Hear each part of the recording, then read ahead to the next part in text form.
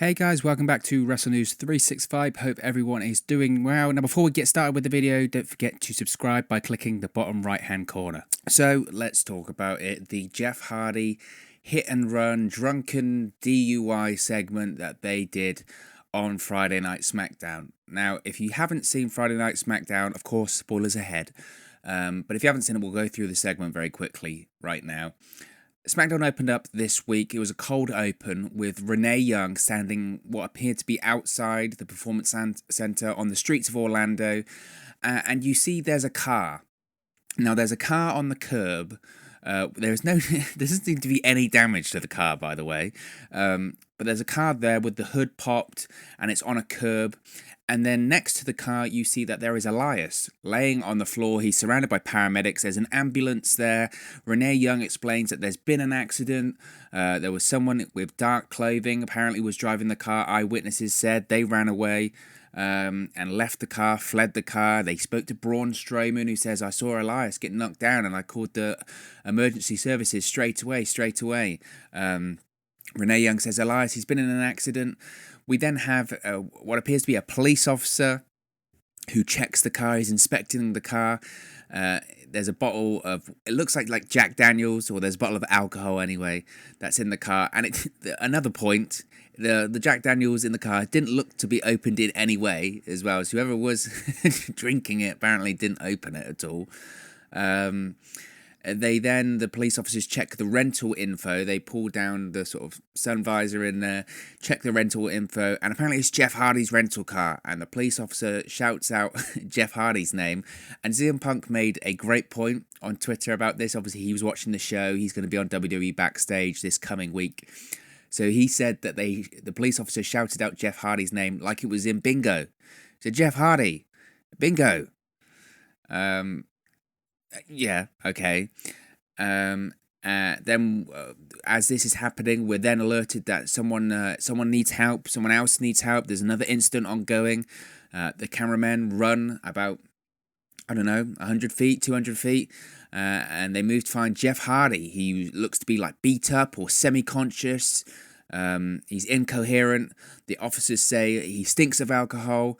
They ask Jeff Hardy, have you been drinking? Have you been drinking? Jeff says, no, I haven't been drinking, but he's groaning and moaning and not making much sense whatsoever. The officers say, you smell of alcohol. They arrest him. They then make Jeff Hardy walk past Elias, who at this point, who is being loaded into an ambulance. And Jeff Hardy goes full Darth Vader at this point. He goes, Elias. Was it in that film? Stella. Honestly, it was like that. I mean, the acting here, on top of the segment just being just a god-awful idea, the acting here wasn't much better. We do get an update later on in the show that Elias is in a stable condition, for what that's worth. I mean, this guy, Elias, he can't get a break, can he? Just before WrestleMania, he's thrown off a balcony and manages to survive. If that wasn't attempted murder, he's now run down outside the Performance Center. I mean, it's getting to a little bit like you killed Kenny, you killed Elias. I think it's a competition between him and Ramblin' Rabbit about who can survive the most. But apparently that's Elias's new gimmick. He's just going to get killed all the time.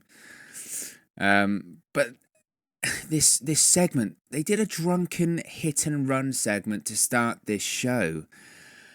And, I mean, I joke about it, but with everything that's going on in the world right now, with the police, and I don't really want to go into that much, we won't talk about that here, but not only with that situation, but with the current climate that we're in, with tensions are high and all of this stuff, is this really the best angle to do?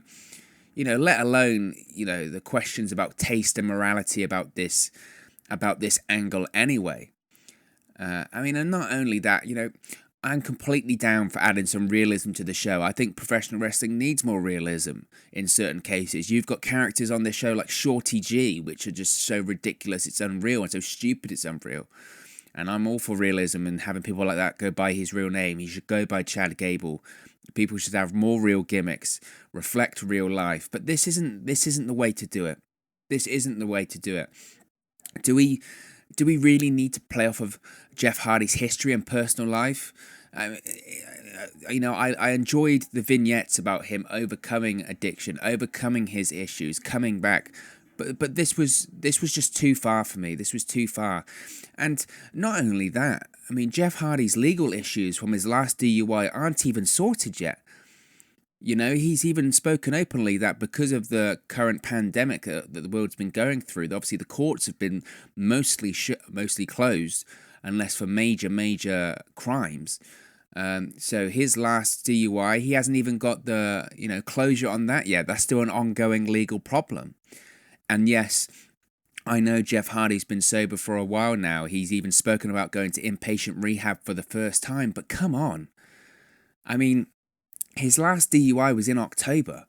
I mean, we're not even a year out from his last DUI, and it's just too soon for that. It's too soon. And I think back to any other time that WWE or professional wrestling company has done this kind of storyline in the past, and it's never worked.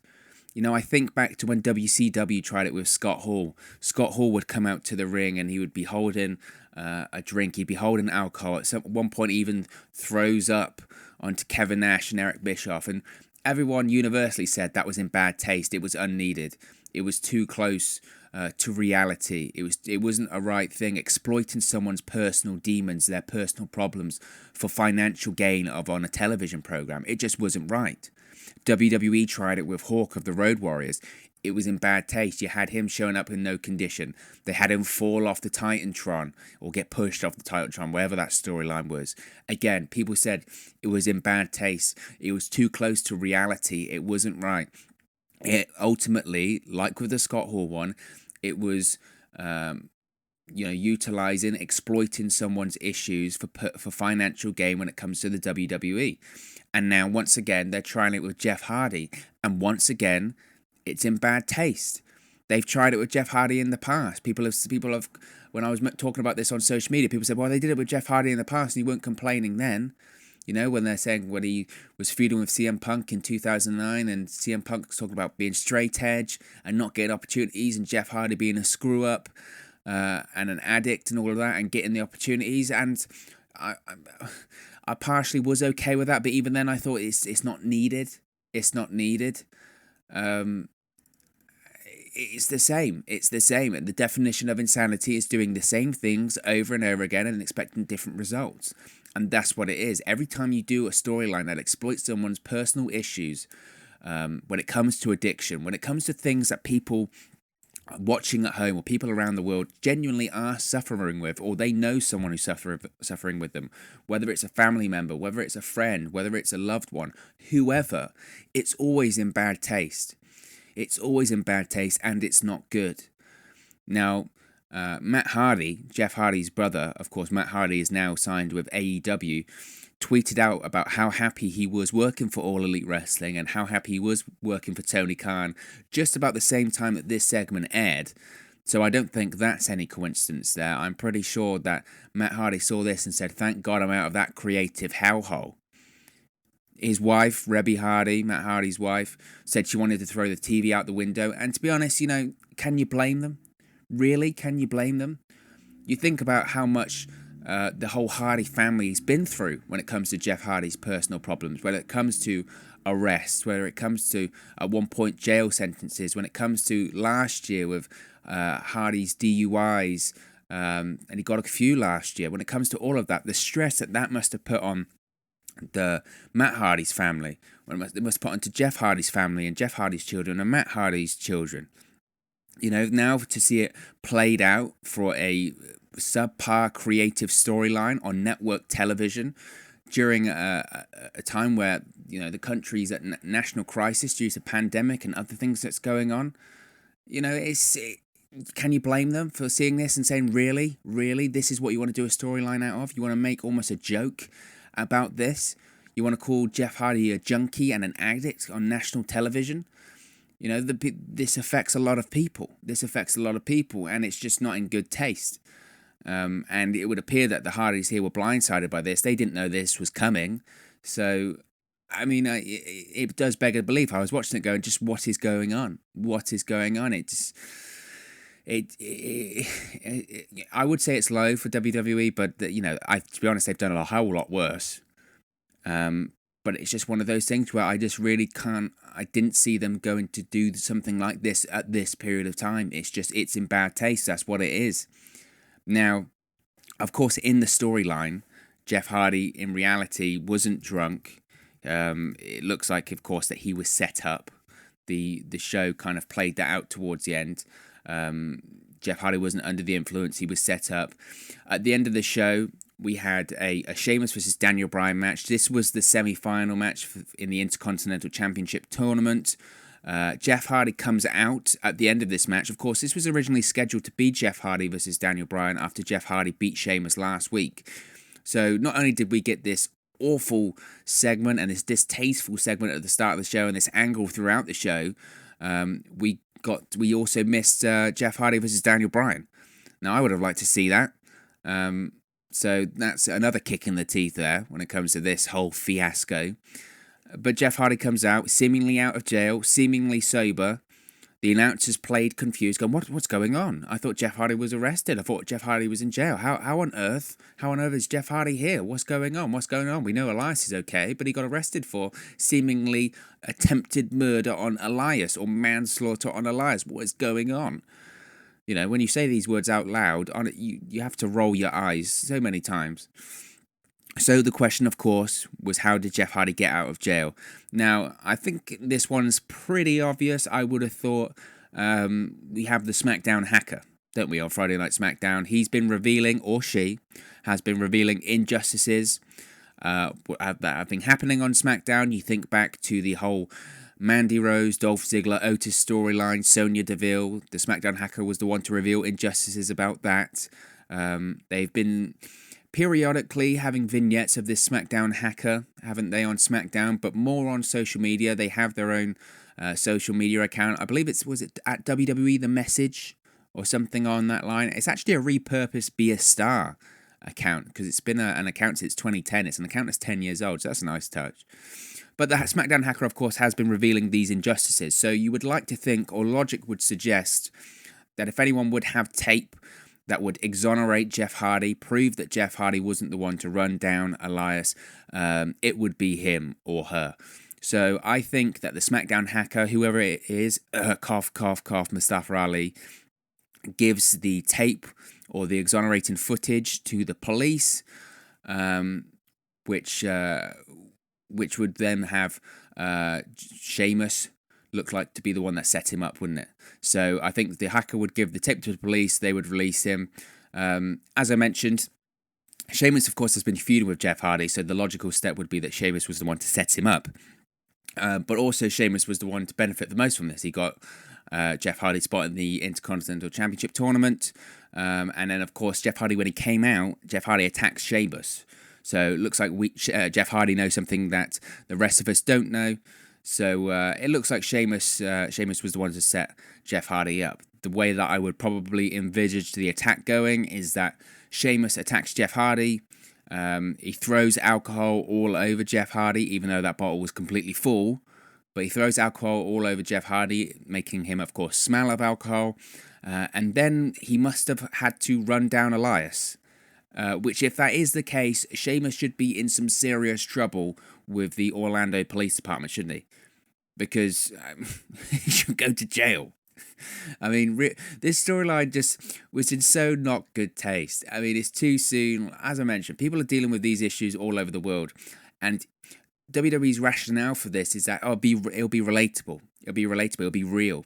It doesn't. It makes it stupid. Because realistically, Sheamus should go to jail. You know, that's what it should be. Not only has Sheamus falsified a crime scene, but he also could have had attempted manslaughter on Elias. He should go to jail, but you know for a fact that no, Elias won't want to press charges, even though that doesn't matter. Elias won't want to press charges. We're going to settle it in the ring at Backlash because that's how professional wrestling works. You know, it's just, there's no logic here. There is no logic here.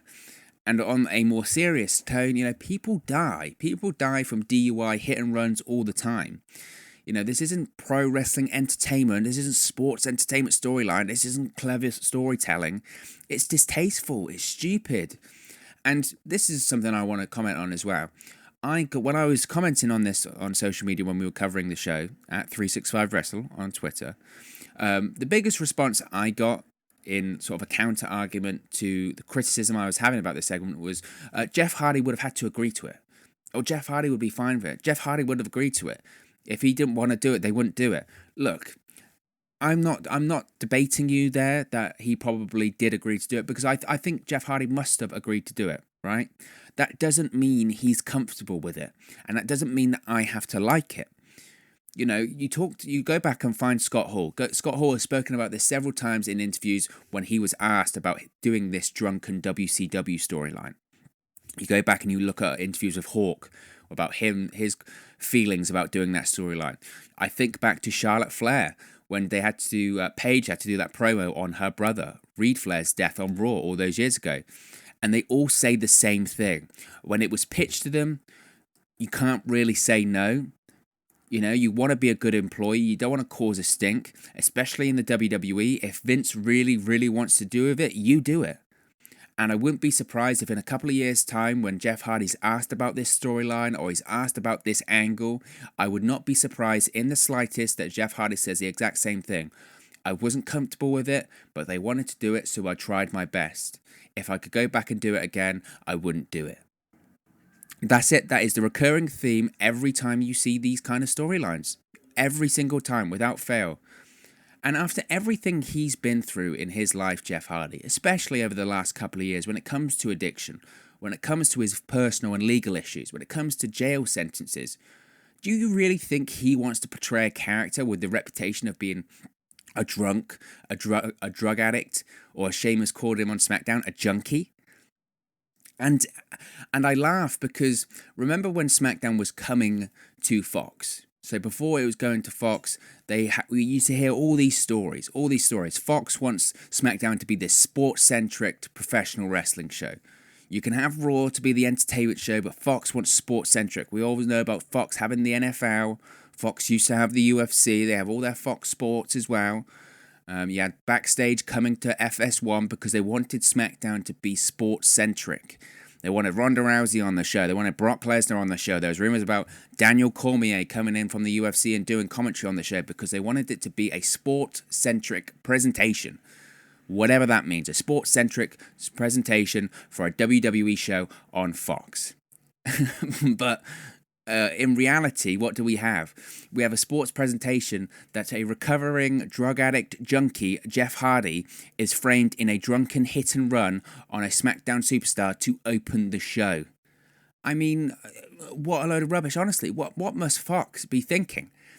If they wanted to get poor soap opera television, they could have got Days of Our Lives or whatever is your soaps over there. Over here in the UK, it's EastEnders and Coronation Street. I mean, come on. Is sports-centric? Is this really what Fox wanted? Because they paid $1 billion for it. They must be looking at this going, $1 billion? Seriously? Seriously, $1 billion for bad soap opera acting and things that should be settled in the ring? I mean, Fox used to have the UFC. I don't think, they do that storyline in reality with the likes of John Jones, don't they? Not bad WWE impressions of it. I mean, just, again, I joke about it, but it isn't really something to be joking about, I suppose. It's just, it's laughable. It's laughable watching these kind of segments. It really is, because it's in bad taste. It's in bad taste, and it's so bad that you just have to shake your head and laugh. Now, when it comes to Jeff Hardy in the WWE, he's been pretty open that this is his last run in the WWE, and the reason is because when his contract expires in WWE, it's gone. Now, I think with all of the injuries he's had in his WWE run this time around, I think he has about 9 months to a year left, because they add the times on for however long he's out with injury. But I think when this contract does expire, I think he will go. There's not a case of if, but when, in my opinion. If I was him, storylines like this would only reinforce that. Jeff Hardy is still a major asset to WWE, without a shadow of a doubt. He's over with the audience. He sells a ton of merchandise. I wish to dear God they would bring back the No More Words theme song for him. Apparently, Jeff Hardy on several occasions confirmed that they would, and they haven't yet. But I think he's gone when his contract expires with WWE anyway. And like I said earlier, we were robbed of a Daniel Bryan versus Jeff Hardy match for all of that rubbishness. So, I mean, there was just so much wrong with it anyway. So much wrong with it. Maybe we'll get a Jeff Hardy Daniel Bryan match in the future. I hope so. Jeff Hardy's spoken about with so much optimism about this final WWE run, about people he wants to face. He talked about Roman Reigns. He talked about a cinematic match with Bray Wyatt, the Fiend Bray Wyatt. He's talked about even having his retirement match against Brock Lesnar. But in reality, he's doing drunken hit and run opening segments, being framed and called a junkie by the likes of Sheamus on network television. So, I mean, that's that. Just, there was so much wrong with it, honestly. I could go on forever, but of course, it's not just about my opinion on this channel, it's about yours as well. What did you think of the opening segment of Friday Night Smackdown last night? How is Jeff Hardy seemingly out of jail? Is it to do with the Smackdown hacker? Is it to do with something else? Where do you think this storyline is going? What were your thoughts on the storyline and the way it's going in the future? Let me know in the comments section below. Don't forget to like, share, and subscribe to Wrestle News at 365. You can do that by clicking the bottom right-hand corner of the screen right now, or if you wait a few more seconds, there'll be another subscribe button for you to click, along with another video for you to watch. Or you can go to our channel and look at all of our videos we've uploaded here to YouTube and subscribe there. Don't forget to follow us on social media at Twitter at 365Wrestle, at Facebook and Instagram at Wrestle News 365. If it's on social media, we are on there. Be sure to give us a follow. Thank you very much for watching, listening, streaming, or however you come across this video today. And I'm sure I'll speak with you again very, very soon. Hey guys, thank you for watching, listening, streaming, or however you come across this video today.